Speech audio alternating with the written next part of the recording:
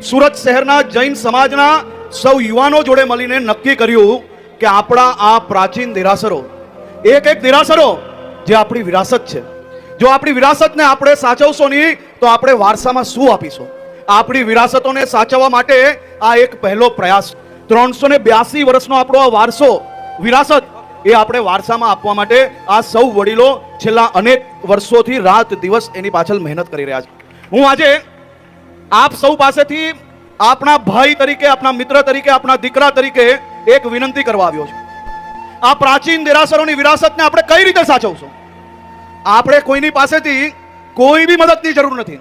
મદદ માત્ર એટલી જોઈએ છે કે આપણી 3 પેઢી એટલે કે દાદા, પિતા અને પુત્ર, દાદી, માતા અને દીકરી, આ 3 પેઢી સાથે જઈને સુરત શહેરના આ પ્રાચીન દેરાસરમાં તમારું જ્યારે મન થાય ત્યારે, પરંતુ વર્ષમાં એકાદ વાર તો જે પ્રાચીન દેરાસરોની ક્યાંક ને ક્યાંક વર્ષો સુધી આપણે પૂજા કરી હોય, જેની જોડે આપણે જોડાયેલા હોય, એ દાદાને જઈને પૂજા કરો, અર્ચના કરો.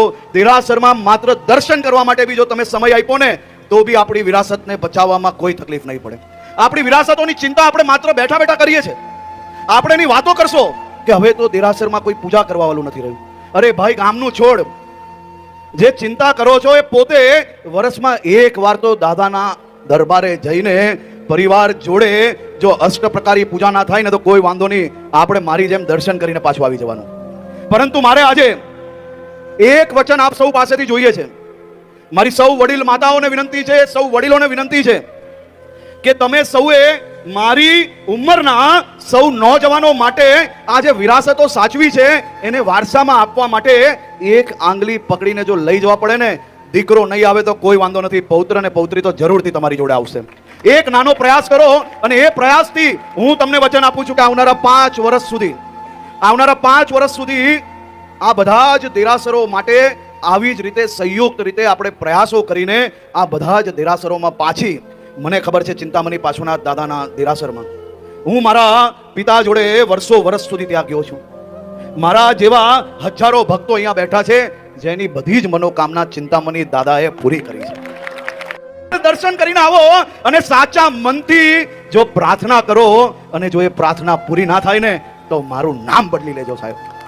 પરંતુ સાચા મનથી, સાચી શ્રદ્ધાથી આ દેરાસરો જોડે પાછું આપણે જોડાવાનું છે. હું મારા સૌ નોજવાન ભાઈઓ પાસે આજે એક મદદ માંગવા આવ્યો છું. આ તો એક પ્રયાસ છે.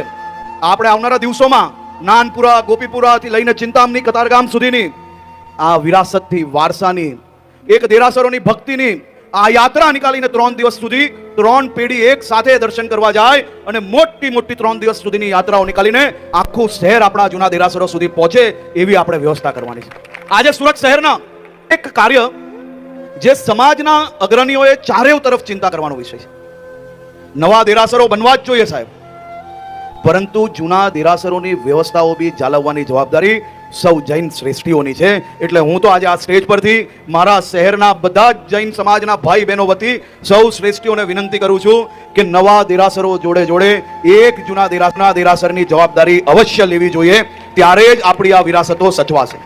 અને સંકિત ગ્રુપ દ્વારા એવા 7 થી વધારે તીર્થસ્થાન, જે તીર્થસ્થાન પર લોકો જતા ઓછા થઈ ગયેલા, મહિને 100 જણ એટલે કે વર્ષે 1000 લોકો જતા હતા, ત્યાં 5,000 લોકો સુધી જવા માંડ્યા. એવી વ્યવસ્થાઓ ધર્મશાળાની કરી, આસપાસમાં રહેવાની, ભોજનની આ બધી જ વ્યવસ્થાઓ આ ગ્રુપ દ્વારા 7 જેટલા તીર્થસ્થાનો પર કરવામાં આવી છે. આ ખૂબ અદ્ભુત કાર્ય છે. આપણે કાવી, ગંદાર, ઝઘડિયાજી આ બધા જ તીર્થસ્થાનમાં દેરાસરની આસપાસની દેરાસરમાં બીજી બધી જ વ્યવસ્થાઓ માટે રાજ્ય સરકાર દ્વારા 18.5 કરોડ રૂપિયા આ વર્ષે ટ્રસ્ટોને અપાવ્યા છે.